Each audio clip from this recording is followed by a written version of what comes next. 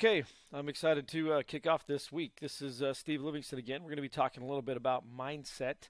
Is your mindset inward or is it outward? It's really important that you figure out what this looks like for you in your life. And for our purposes, let's define mindset this way. Mindset is what and who you truly are. It's your character and your attributes. Now, most people might think that no, it's the way I think about things, but the way you think about things really comes from who you are. For what you truly are is how you'll see things in life. Now, let's get something out of the way. In the world that we live in today, there's a lot of political unrest, warfare, and a lot of economic chaos that seems to prevail in many parts of the world. It seems that all we hear about is drug misuse, immorality, child abuse, and a lot of other social ills seem to be the norm today. In the media, it seems there's this agenda to satisfy an apparent insatiable need on our part that for whatever reason that we have to witness murder and violence and a lot of other negatives. Now, as far as the world is concerned, everything that we think about and are doing keeps pointing us inward and are really negative things. And you might even think that when I say to you that, hey, you need to work on you, that I'm pointing you inward. Not true. Everything I've been teaching the last couple of weeks as far as happiness and relationship, those things point you outwards. Now, let's go back to our definition, mindset. Mindset is what and who you truly are, your character and your attributes. And today, what I'd like to do is go over 3 character traits you need to have, or at least, you remember our to-be lists, in order to have an outward mindset. And those attributes and characteristics are the character of faith, of hope, and of charity. Okay, I'd like to start with the attribute of faith, and we're going to use a scriptural definition, and it comes from the book of Hebrews in the New Testament in the Bible. Now, faith is the substance, or another word for substance would be assurance of things hoped for, the evidence of things not seen. Faith really is a principle of power. It's a power principle. It drives people to action. It gives power to things in their lives. And I want to give you an example of this. We had just barely moved to a new area, me and my wife. And after we had moved, about 3 weeks after we had moved, we got a phone call from the adoption agency that we were working with. And they asked us if we'd considered interracial adoption. And we hadn't really ruled it out. We just really hadn't considered it. And they said, why don't you come to an interracial adoption meeting and see what we can learn about. Well, we went to this meeting, and at this meeting we found out that there was a little boy in Florida, which happens to be where we live right now, that was up for adoption, and the couple that had been offered the opportunity to adopt this little boy couldn't do it because of the expense. So me and my wife looked at each other, and we went up to the lady afterwards and said, what is the circumstance of this little boy? And the reality was just the base fee to adopt this little boy, not including all the medical and everything else on top of that, was going to be $18,000. Now, at the time, we had just sold our house. We had taken everything from the house and paid off all our debt because we wanted to be in a situation where we had freedom. We wanted to not be tied down by debt. And so we literally at the time had no savings. And the reality was $18,000 there was just no way. So driving home, we talked about it. We came to the conclusion that there was no way that we could do it. Well, a couple days later, my wife calls me while I'm at work and says, I really think we should adopt this little boy. She felt impressed that that's what we should do. So the reality was I didn't know how we were going to come up with that kind of money. I said, but let's call and find out. So we called the adoption agency, and they said that there was probably no way that we could adopt this little boy. The worker at the agency basically told us that there was about 200 families interested in this little boy, and that we should send in our paperwork, but probably not to get our hopes up. Well, we put in our paperwork. It was a Thursday. Literally, they gave us a phone call on a Monday and said, come get him. The reality was we didn't have the money. We didn't have the money at the time. There was no way we could come up with the base fee of $18,000. And the reality was we had to fly out from Utah all the way to Florida. And the medical expenses to pay for it, on top of the lawyer fees, on top of everything else. We had to stay there for 2 weeks. literally we're going to need just going into this trip about $25,000. And they called us on a Monday and said, be here by Friday. Wow. That was a crazy situation. All I know is we felt like it was the right thing to do. And we had to exercise, I guess, our faith because we knew it was the right thing to do, that it would work out.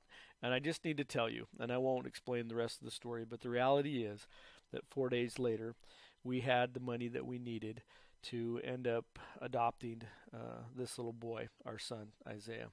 Pretty incredible story. Now, I won't go into the details of coming up with the money, but the reality is when you have faith, it is a principle of action. It's a principle of power that can make things happen in your life. Now, hope. Hope is a precious principle by which we all need to live. However, some of us among us may have lost all hope because of the bad choices in life, or maybe the desperate circumstances that have come into our life. And a person can become so involved in the world and what it has to offer that he or she begins to think there's no way out and basically loses all hope. I ask you to not fall into this trap. It's a trap that the world has provided, and I just ask you to act and to never give up. Regardless of how desperate things or how bad life may yet become, please believe me, you can always have hope. Always. And faith will give you an assurance and precedes that hope. Now, I want to share a story that would help you come to understand this about a little bit. About 11 years ago, a couple things happened to me. I hurt my back with a herniated disc, and the pain really got worse and worse. Shooting down my leg, I could hardly even drive to work. And at the time, I was teaching 3 90-minute classes back to back, 2 before lunch and 1 after. And it got so bad, I would go in and teach and then go back to my office, lay down for 5 minutes, and then go back in and teach another class. And I would spend the entire lunchtime laying on a cot in my office, and then after lunch go in and teaching my other class. And I barely even saw any of the faculty people that I had worked with at that time. Now, at the same time, my wife and I felt impressed we needed to move to adopt our next child. So we needed to get our house ready to sell. Problem. Our basement needed to be finished. And I will never forget that Saturday morning when the doorbell rang, and literally I hobbled to the front door, and there standing at the door was a colleague of mine. I asked him, "What are you doing here?" He said, "I came to work on your basement." Now, at the time, as I stood there and looked at him in that doorway, I can't tell you the emotions that ran through me. Pride, because I was too prideful to ask for help. Humble, because I couldn't get it done on my own in the condition that I was in. But most of all, gratitude washed over me. And here, literally, at that time, tears came to my eyes as this friend of mine came in. He just went down to the basement and went to work and got a significant portion of the things that I needed to get done that particular day. He worked from about 9 o'clock until 6 o'clock that night. Nobody asked him to come. He just came, and he gave me hope. Remember hope. You can always have hope. Now, to finish the story, we sold our house, paid off all of our debt, moved, and 3 weeks later, after our move, we adopted Isaiah, which is the story I shared earlier. And after 6 months, I did find some answers to fix my back situation. So hope. You can always have hope. Okay, this final attribute, charity. The ultimate of all attributes and characteristics is charity. Do you remember me saying before a particular principle in life that you should apply, that love is the key to open the hearts of those seeking the door of truth? Love is the key in life, and I want to share a story with you that happened to me when I was about 22 years old. I was sitting around one day, we were watching football, college football, because I love college football, and me and my dad were watching it. It was kind of getting towards the end of the game. Our team was winning, and my dad was sitting over on that chair, and all of a sudden he turned to me, and he said, "You know what's really interesting, Steve?" He said, "You can't really win a football game unless you score." And he said, "Would you agree that you have to that you need to, if you're going to win, you got to score touchdowns?" I said, "Yeah, of course." He says, "Well, what do you need to score touchdowns?" And I said, well, you just got to get the ball across the line, right? And he said, well, what happens if you get all the way down to the by the end zone, you're on the 1 yard line, and you don't have the ball? What if you drop the ball? He says, can you win? Can you score a touchdown? And I thought it was a pretty dumb question. Obviously, he was trying to make a point with me at that particular point in time in my life, and I said, of course you can't win. You gotta score a touchdown. And he had a football in his hand at the time, and because he had been holding it in his hands as we were watching the game, just kind of flipping it around, and he stood up out of his chair, and he looked at me. And he said, Steve, there is a ball in life. And if you're going to be successful in life, you have to have this ball. You can't really score and win the game of life unless you have this ball, just like it is with football. And he says, do you know what the ball is? And I said, no. And he just looked at me and he said, it's love. And then he got really serious, and he took the ball and he threw it at me, and I caught it. And he just looked at me and he said, Steve, don't drop the ball. Since that moment, I've thought a lot about what he was trying to share with me.